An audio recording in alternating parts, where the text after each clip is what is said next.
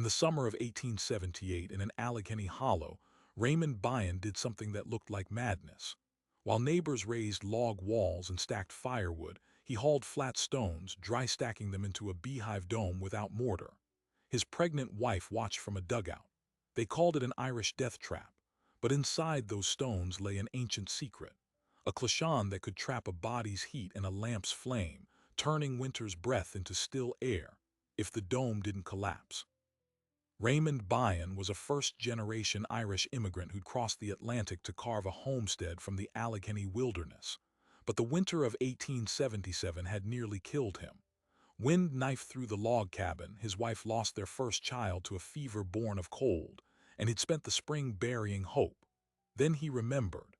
Back in County Kerry, his grandfather had built stone huts, clochons, that stood for 1,000 years. Dry stacked, no mortar, using only gravity and a tight, curved arch to lock out storms. If an ancient people had survived Atlantic gales inside these stone hives, a Pennsylvania blizzard might break against it. And if one stone shifted, he would be digging a grave for his entire family. The first stone Raymond Byron laid that summer weighed 63 pounds. He pulled it from the creek bed 2 miles west, scraped the moss off with a knife blade, and carried it uphill across his shoulder until the skin wore raw beneath his wool shirt. He set it flat into a shallow trench he'd cut into the slope, not with mortar, there was none, but with tight-packed earth and the faith that gravity would hold. That evening his wife, Nora, watched from the dugout's entrance. She didn't speak. The loss of their infant daughter the previous winter had hollowed words between them. Every hope had become a thing that needed to be proven. Raymond was building proof. The shape he meant to raise had no straight line. It was a circle, corbelled inward as it rose, each course of stones overlapping the one below by fractions of an inch. The walls would taper until they arched into a single capstone at the top, a self-supporting dome. The Irish called it a clochon. On the Dingle Peninsula, those stone hives had stood since the early saints. No timber, no nails, no iron. Only stone and patience and the weight of time. Raymond's grandfather had helped repair one as a boy and had told him the secret. A well-laid clochon locks the wind outside while it wraps the body's heat around itself like a second coat. Dry stone breathes. It sheds rain but never traps damp. In a Kerry winter, an old woman could sit inside with a single rushlight and be warm. But the Allegheny ridgeline was not the soft damp of County Kerry. Here, winter came with a frozen fist. The German farmers in the hollow below, men who'd built heavy-timbered houses with thick plank floors and iron stoves, drove their wagons past Raymond's slope and laughed aloud. August Clemmer, a broad-shouldered homesteader with a flour-dusted apron, once reined his team to a halt and stared as Raymond wrestled a slab of sandstone the size of a wagon wheel. "You planning to bury a giant Irish?" he called. Raymond only grunted, but August persisted. "Wood holds heat. Stone drinks cold. You'll freeze inside that tomb before Christmas Eve." He spat into the dust and drove on. That night, Nora asked Raymond the same question softly. He didn't answer. He only laid his hand over her belly where the new child, the one that could not be lost, was beginning to swell beneath her apron. Then he went back out into the dark to shape the next course of stone. The work was not fast. A dry-stack dome is an argument with gravity, and gravity never loses an argument if you give it a single loose stone. Raymond discovered the truth of that in the 5th week. He built the wall to chest height and had begun the subtle inward lean that would become the corbel when a single flat rock near the north arc shifted under pressure. The grating sound was so small he almost didn't hear it. Then a crack opened like a broken tooth, and 4 stones tumbled outward, grazing his shoulder as they fell. He stood in the silence, breathing hard, staring at the gap. A cold sweat broke on his skin. The wound wasn't in the wall, it was in the logic. If the lean was wrong, the whole dome would collapse at the center when the key stone went in. He took the section down to the foundation and began again. Nora watched the rebuild from the dugout's doorway, one hand pressed to her lower back. The baby had dropped, the midwife had said. She had perhaps 6 weeks. 6 weeks to close the dome, or they'd face the blizzards inside a half-built shell with a newborn and a fire that could smother them. She began hauling smaller chinking stones from the creek bed herself, moving slowly, her ankles swollen. Raymond begged her to rest. She refused. She had buried one child. She would not bury another because she sat idle while the sky darkened. The Hollow noticed.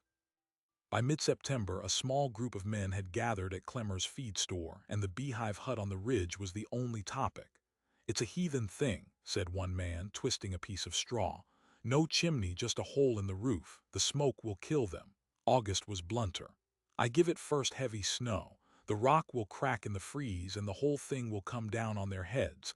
Someone ought to get that woman out of there." But one voice disagreed. Eli Hester, the county surveyor, had once spent a year mapping the west coast of Ireland for the British Admiralty.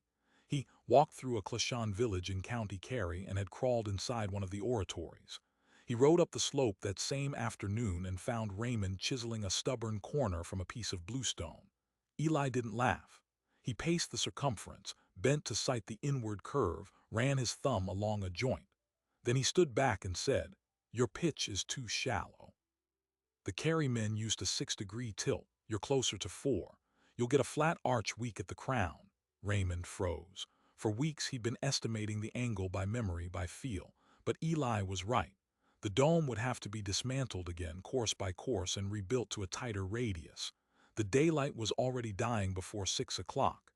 Eli looked at the sky, then at Nora, then at the shallow hole that would become the door. "You have maybe 5 weeks before the ground locks," he said. "Finish it true and you might survive.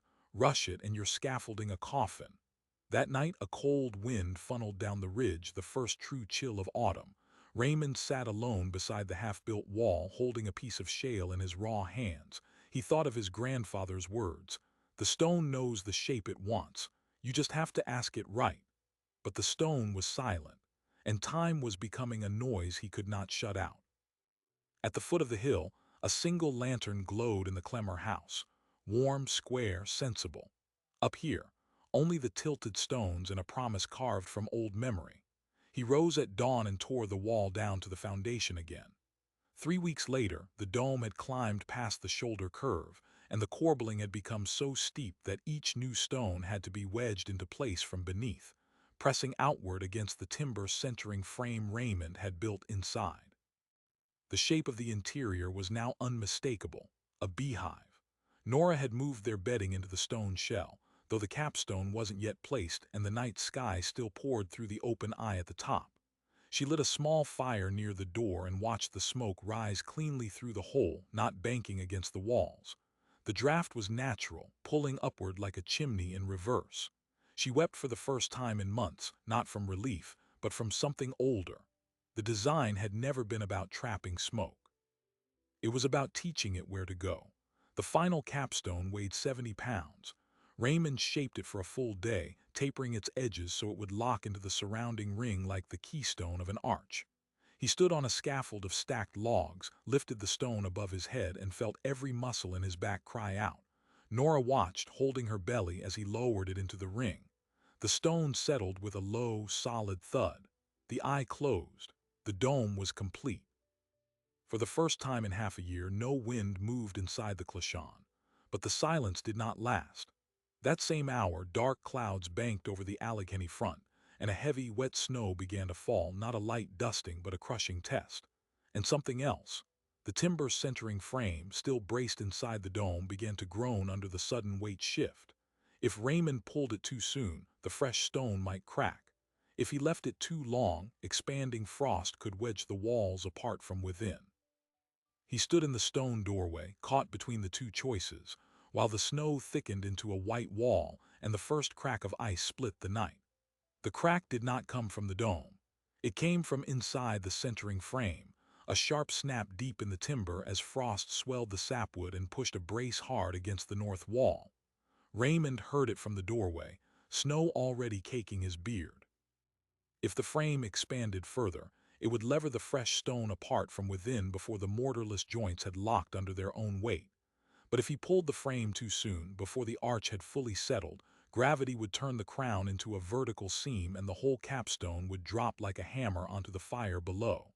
He had to decide. Not in minutes. In seconds. The snow was falling 2 inches an hour and the temperature was dropping through the teens. He reached for the axe.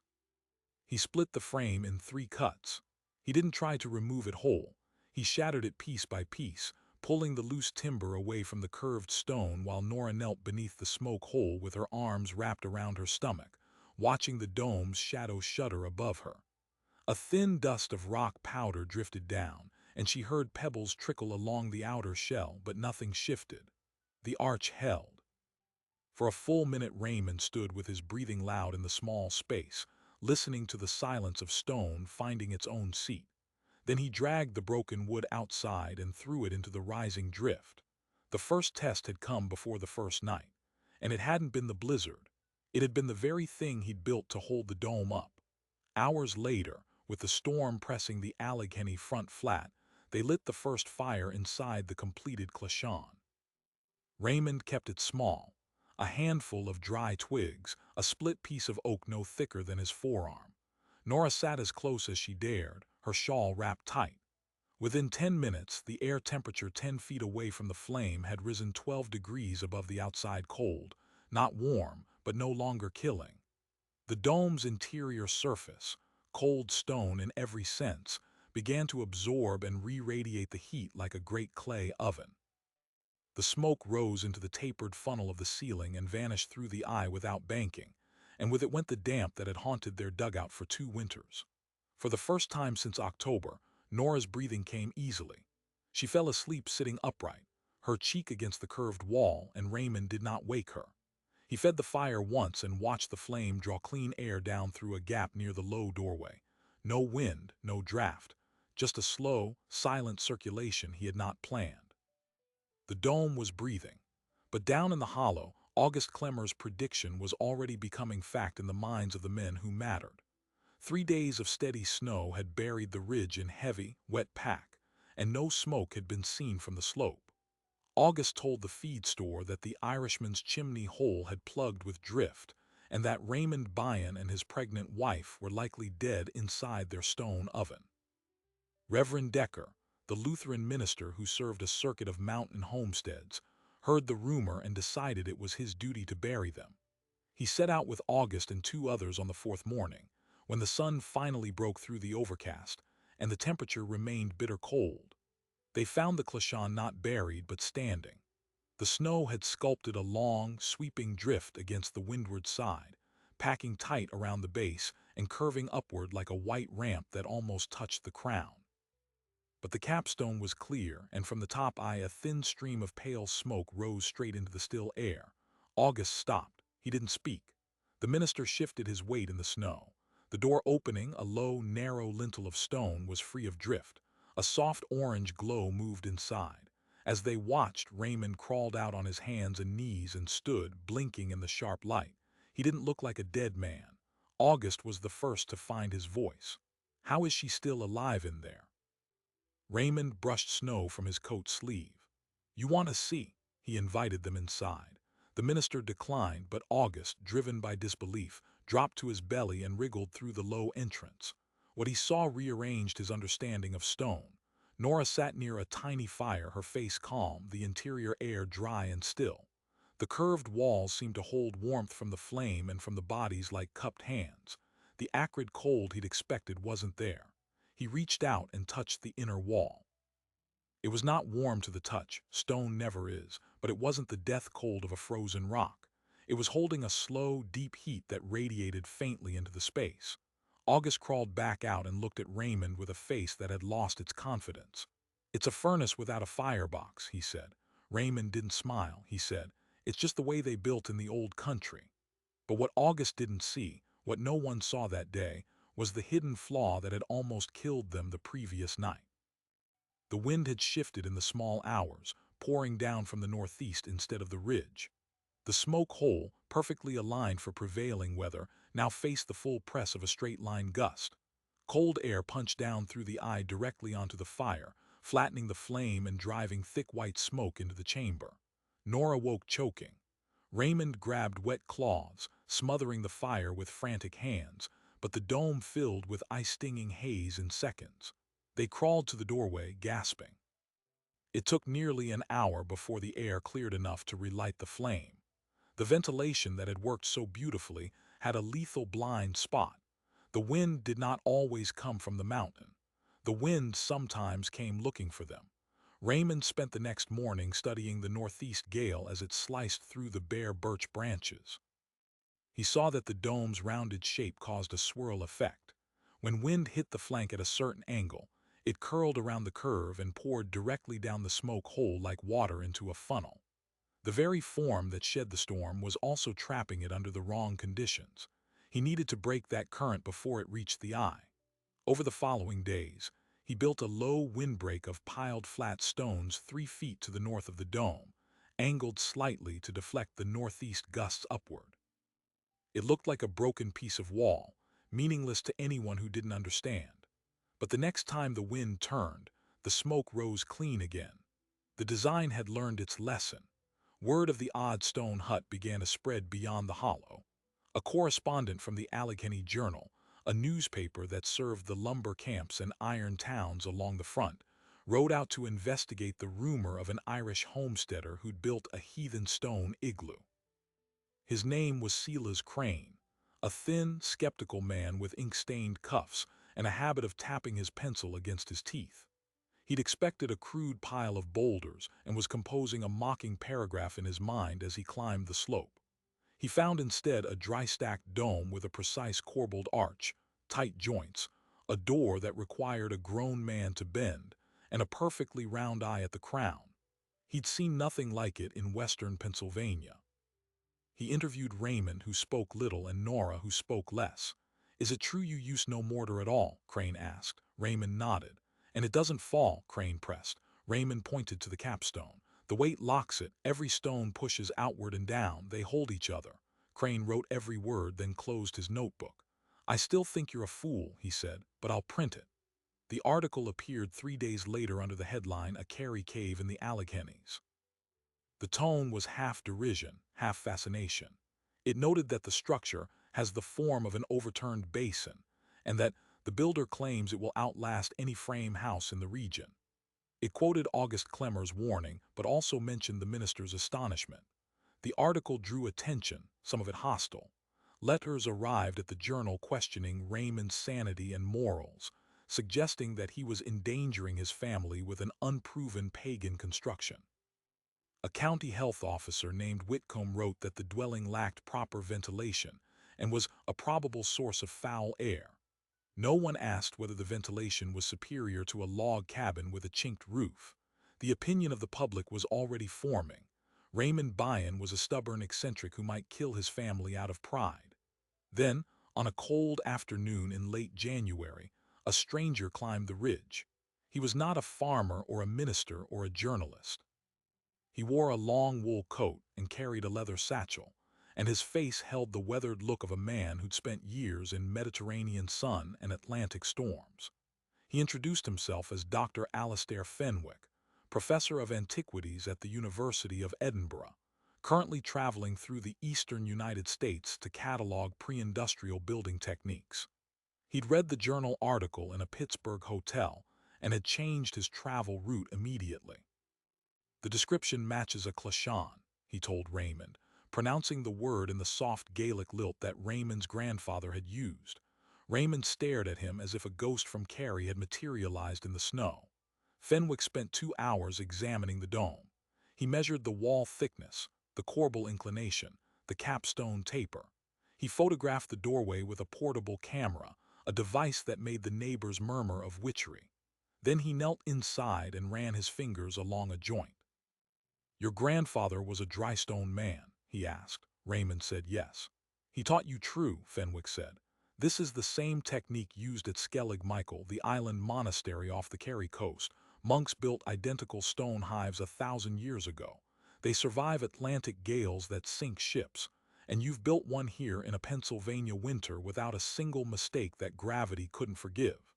He paused, then added, "Do you understand what you've done? You've built a shelter that needs nothing from the outside world except your body's warmth to keep it alive. It's not a house, it's a machine."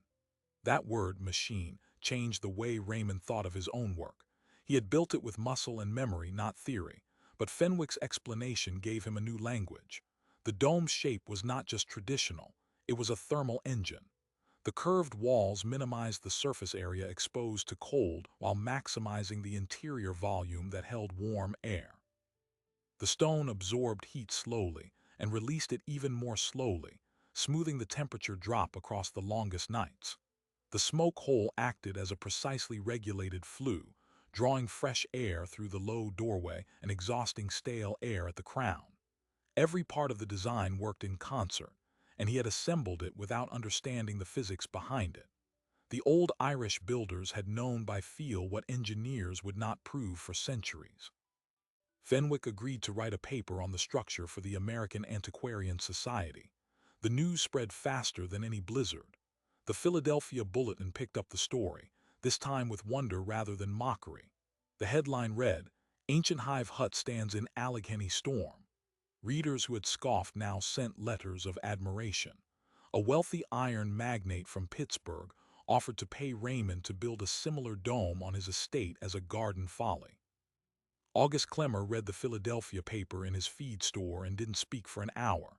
He sat with the pages flat on the counter and finally said to no one, the fool was building a ship on land. But fame brought a new set of eyes, and not all of them friendly. Whitcomb, the health officer, renewed his complaints, now armed with the authority of civic concern. He announced he would inspect the stone dwelling and declare it unfit for human habitation unless it met the minimum requirements of the county building ordinance. Those requirements included a framed chimney and a wooden floor. Neither existed inside the Clashon. Raymond was told to appear at a hearing in the county seat. The threat was no longer nature. The threat was law. And if the law condemned his home, Nora would deliver their child in the very institution that had already declared the dome a death trap. The last day of the hearing was set for the third week of February, when the biggest storm of the season was forecast to bury the eastern mountains under 4 feet of snow. The county seat sat in the valley below, a raw town of clapboard and mud that had never seen a structure older than 50 years. Raymond traveled down 2 days before the hearing, leaving Nora with a neighbor woman who had offered to stay, though the offer had been made more out of pity than belief. The storm was already gathering over the mountains, but the sky held off. Whitcomb, the health officer, had prepared a damning report. He cited the lack of a framed chimney, the absence of a wood floor, the single low door that a grown man could not walk through upright. He called it a subterranean cavity, unfit for human habitation, and recommended immediate condemnation. The 3-man board listened. One was a farmer who had lost a barn to wine the previous winter. Another was a storekeeper who believed civilization meant straight lines and mortared corners. The chairman was a former judge who feared the precedent of allowing a foreign building tradition to stand unchallenged. Raymond sat in a hard chair, turning his wool cap in his hands, and said almost nothing. Then Dr. Fenwick stood. He had not been summoned. He had ridden 40 miles through the cold at his own expense. He presented his credentials and his photographs. He explained that the Clashon was not a primitive pile, but a building technique tested across a millennium of Atlantic storms. He showed the measurements that proved the dome's thermal efficiency exceeded any log cabin in the county. He cited the ventilation studies he had conducted, demonstrating that the smoke hole drew air cleanly and that the structure had never filled with lethal gases. The storekeeper asked if a fire inside a stone dome might cause the rock to explode. Fenwick replied quietly that the Skellig Michael monks had burned fires in their stone hives through 6 centuries of occupation, and no such collapse had ever been recorded. The chairman hesitated. Then Whitcomb produced a letter from a Pittsburgh architect who had not visited the site. The letter called the corbel arch structurally unstable and warned that the weight of heavy snow could cause a progressive collapse, trapping the occupants. The board recessed for an hour. When they returned, the vote was 2-1 for immediate condemnation unless a framed chimney and floor were installed within 30 days. The chairman added a rider. Due to the advancing storm, the order would be enforced as soon as the weather cleared. Raymond walked out of the building into a wind that already carried ice. He did not have 30 days. Nora's child was due at any moment. The storm was forecast to hit within the next 24 hours, and the mountain road back to the hollow would be impassable before dawn. He had one choice: return home immediately or be trapped in town while his wife faced labor inside a condemned dome. He bought a sack of flour and a tin of tea and started the climb back up the ridge as the first flakes began to fall. By the time he reached the Clashan, the snow was falling in thick, wind-driven sheets.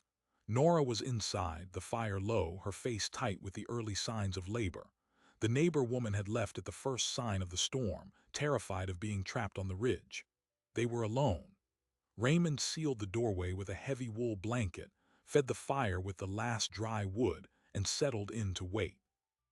The wind roared outside, but the dome held its silence. For a few hours, the only sound was the soft crackle of flame and Nora's slow, rhythmic breathing.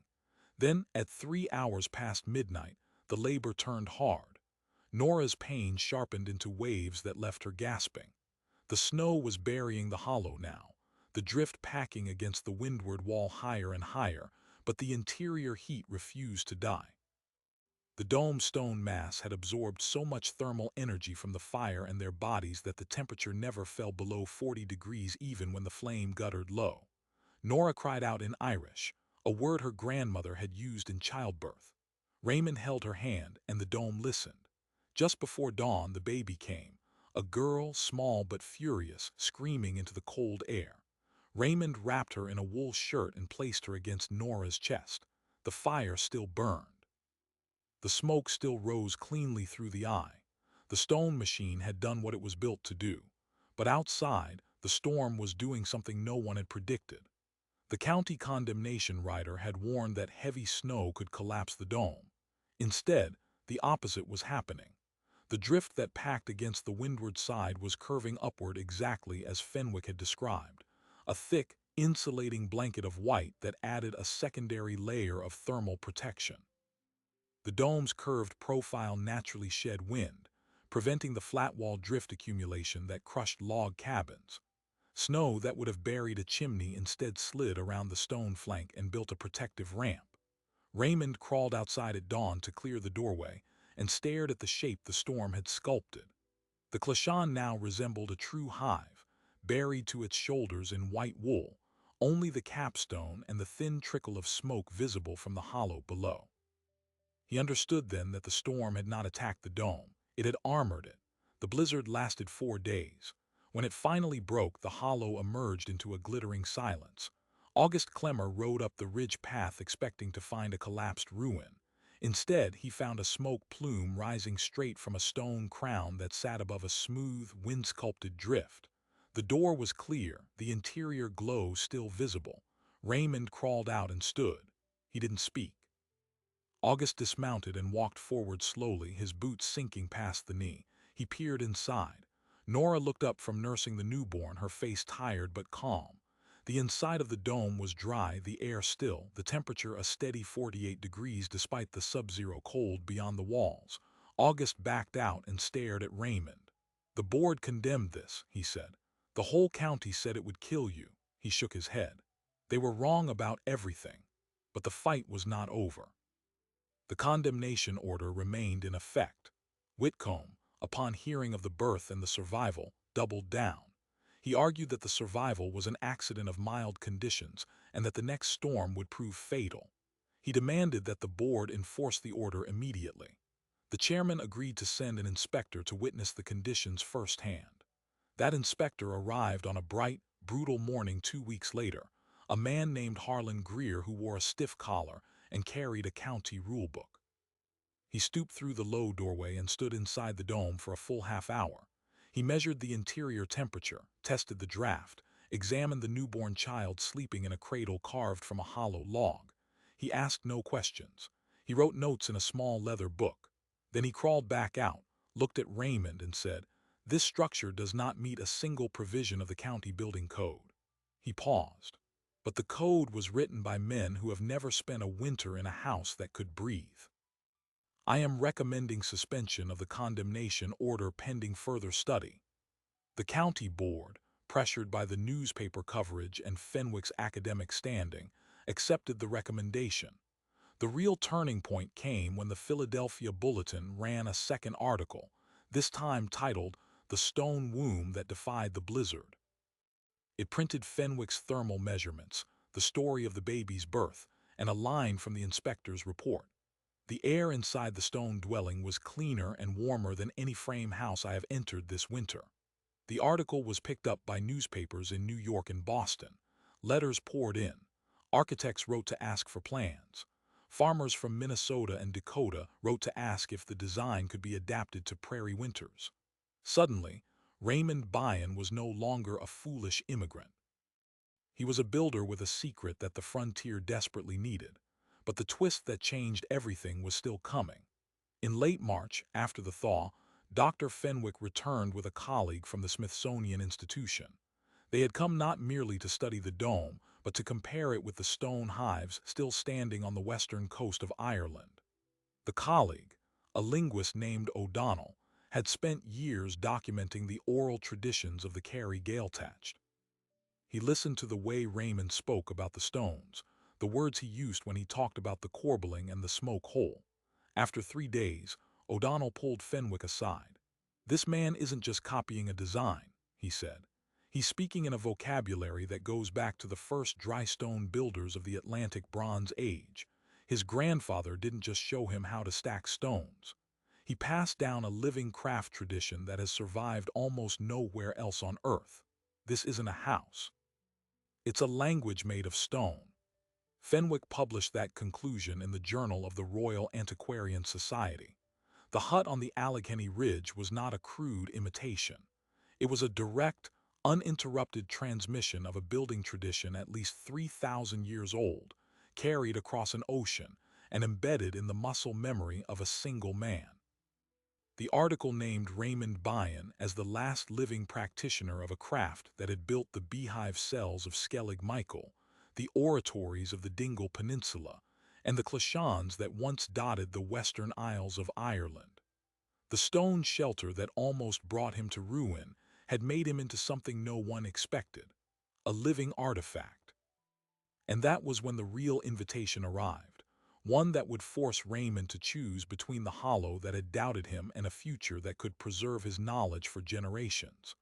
The University of Pennsylvania offered to fund a full-scale reconstruction on the campus grounds, with Raymond as master builder.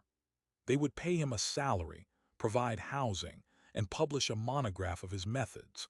Fenwick urged him to accept. Nora, holding their daughter in the calm of the stone dome, looked at him and said only, "What would your grandfather want?" Raymond looked at the curved walls, the capstone, the smoke hole that had saved his family. He knew the answer, but knowing and doing were different things. The hollow needed him, and the blizzards would come again. He had to decide, teach the world or stay and guard the last fire his grandfather had ever lit. Raymond Byon stood in the curve of the stone doorway with his daughter asleep in a hollow log cradle and Nora's question pressing against him harder than any wind. What would your grandfather want? He knew the answer. His grandfather had never crossed the Atlantic, but he had crossed a longer sea. 1,000 years of memory passed through hands and shoulders and the quiet shaping of stone. The craft had survived not because it traveled, but because it stayed. A man could build a clashon anywhere, but the knowing of it lived only where the builder and the stone still shared the same ground. He sat at the rough plank table Eli Hester had helped him build and wrote a letter to the University of Pennsylvania in the careful script his grandfather had taught him in a Kerry hedgerow. He thanked them. He refused their salary and their campus and their monograph. Then he offered something else. "Send anyone who wants to learn. I will teach them here in the hollow, with the stones that already know the shape." Nora read the letter before he sealed it. She said nothing. She only touched his hand where the calluses had become permanent. The fire drew cleanly through the smoke hole above them. By the spring of 1880, the first young men began to arrive. An architecture student from Philadelphia named Thomas Winthrop, who had read Fenwick's paper and expected a crude shelter, found a perfectly proportioned dome and a builder who could explain the physics of a corbel in words that made the mathematics feel like folk memory. A Swedish engineer named Lindqvist who had emigrated to Minnesota, and lost his family's frame house to a prairie twister rode the train east to see whether stone could outlast wind. Raymond didn't charge any of them money. He charged labor. They hauled flat stones from the creek. They waded into cold water to find the right bluestone. They learned to sight a 6-degree tilt by feel. Thomas Winthrop filled a notebook with sketches and calculations. Lindqvist built a small test dome in 3 weeks and slept in it during an April frost and woke warmer than he had in any Minnesota winter. Word spread not through newspapers but through letters, and soon the hollow became a quiet school without a name. Then, one morning in October of 1881, a wagon creaked up the ridge path and August Clemmer climbed down. He carried a pair of leather gloves and a steel hammer, and his face held the careful shame of a man who had publicly predicted another man's death. "I've been wrong about everything, Irish," he said. "Teach me." Raymond looked at the feed store owner who had laughed the loudest, who had led the men who called the dome a heathen tomb. For a long moment he didn't answer. Then he picked up a flat piece of sandstone and pressed it into August's hands. "Start with the foundation," he said. "It has to be true." Over the next 2 years, August built a smaller klachan behind his feed store, not for living but for storing apples and potatoes. The first winter, his produce didn't freeze. The second winter, the whole hollow came to look at it. Men who had shaken their heads now asked for measurements. Women who had pitied Nora brought wool blankets and dried meat, and asked how the dome's warmth felt on a January morning. The German farmer who had mocked the stone igloo became its loudest advocate. And in his feed store, beside the flour sacks and oats, August kept a framed copy of the Philadelphia Bulletin article that had first called Raymond a fool. He told people it was the best mistake he ever made. The dome on the ridge survived every storm that followed. The blizzard of 1888 buried the hollow under 14 feet of drift, but the klachan's curved wall shed the weight, and the smoke hole remained clear. The great freezes of the 1890s split oak trees and burst water barrels, but the stone interior never dropped below 42 degrees. The record cold of 1912, when temperatures fell to 35 below zero and whole flocks of sheep froze standing in Pennsylvania fields, left the dome untouched. By then Raymond's hair had turned white, but his hands still knew the weight of a capstone. Nora still fed the fire. Their daughter, Eiling, the child born inside the dome during the blizzard of '79, had grown into a woman who could dress a stone as cleanly as her father. She married a local farm boy, but she never left the hollow. She built a second klachan on the ridge for her own family, using the same technique, the same 6-degree tilt, the same quiet conversation with gravity. In 1935, the Civilian Conservation Corps arrived in the Allegheny National Forest to build trails and shelters and restore watersheds. A young forester named David Mathers, assigned to scout durable building methods, rode up to see the famous Beehive hut. He found Raymond, now 81 and stooped but still living in the dome with Nora, a fire still drawing cleanly, the interior still smelling of dry stone and wood smoke. The old man had outlived half the frame houses in the county. Mathers asked how it worked. Raymond pointed to the stones, the curve, the capstone, and said the same thing he had always said. They hold each other. That phrase became the foundation of a CCC field manual on cold weather shelter construction. A photograph of the Bayan klachan appeared on the cover. The technique that had arrived in America as a foreign oddity was now being taught as American ingenuity. But the discovery that would reshape Raymond's legacy came 7 years later, in the middle of the Second World War. The U.S. Army Corps of Engineers was struggling with heating costs in remote Arctic stations along the Aleutian Islands and Greenland. Gas was scarce, wood impossible, and tents bled heat faster than men could produce it. A young physicist at the University of Chicago named Geraldine Platt was tasked with surveying indigenous and folk building techniques across the globe. She stumbled on Fenwick's old paper in a dusty journal stack, then found the CCC manual, then drove to the Allegheny Hollow herself. By then, Raymond Bayan was dead. He had passed in 1943 at the age of 89, inside the stone house he had built with his own hands. Nora had gone 3 years earlier. The fire was still burning when they found him. Platt measured the dome's thermal retention using modern instruments and discovered something the old builders would have understood without words. The corbelled shape didn't just reflect heat. It created a convection loop that constantly recirculated warm air while exhausting moisture. Its efficiency outpaced the standard Army field tent by more than 400%. The Defense Department quietly incorporated the dry stone domed shape into the design of weather stations and emergency shelters. In a classified report stamped restricted, the Bayan Clishan is cited as the direct inspiration for Arctic Habitation Module Type D. The ancient Irish monks of Skellig Michael had unknowingly helped win a modern war. The dome itself remains. It is still standing on the Allegheny Ridge, 140 years after Raymond first lifted a flat stone from the creek bed. Moss softens the outer wall now, and the capstone has weathered to a gentle gray, but not one joint has opened. Not one crack has widened. The county building code that once condemned it was rewritten in 1957 to include a section on load-bearing stone masonry domes, and the chairman who drafted the revision was a descendant of August Clemmer. The school that Raymond founded in the Hollow never formalized into an institution, but the craft survived in a living line. Eiling taught her son, who taught his daughter, who still lives in the valley and still builds dry stack walls for neighbors who want a barn that will outlast their grandchildren. The stone knows the shape it wants. And so the question that began on a summer afternoon in 1878 still hangs in the quiet air of that ridge. Was Raymond Bayan a stubborn genius, a madman who got lucky?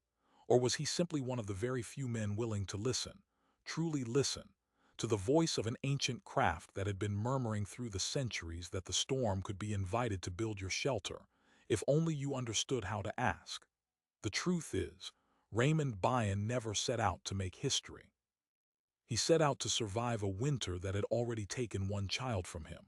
And in that desperation, he reached backward, past the log cabin, past the sawmill, past the iron stove, and found a solution that had been waiting for 5,000 years.